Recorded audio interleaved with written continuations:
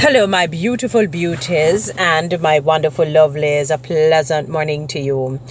You know, I came across, there's this African preacher. There are a few of them I'm coming across, that they're brilliant. One of them is the Pastor Selman. Is it Joseph? He seems, boy, I'm getting up there like, the late and great Dr. Miles Monroe. And there is this one with, dreadlocks. A fairly young man. He seems to be in his 30s or 40s. I can't tell his age as yet. And he said something that was quite intriguing and interesting. I never looked at it in that fashion. And I'm not talking about people who are homeless now or on the road or not in their right minds and on the road. That too, they're a part of it, but not so much them. You have some so-called sane people who are hoarders of garbage, rubbish, literal rubbish we're talking about now, who live in a home. Seemingly they're okay in the brain, although maybe something is not really 100%. But let us say that they're, for the most part, at least 80% sane.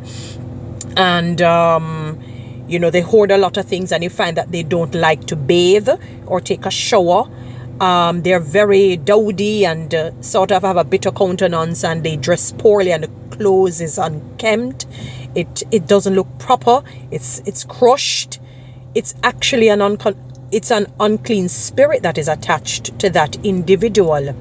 And what can happen is that you have some of these individuals, for example, they will go to church, they will go to a deliverance service and so-called get God is a God who will once you come to him and say, Lord, deliver me from this, or forgive me of my sins, and I want to become a Christian, and all of that, God hears and answers.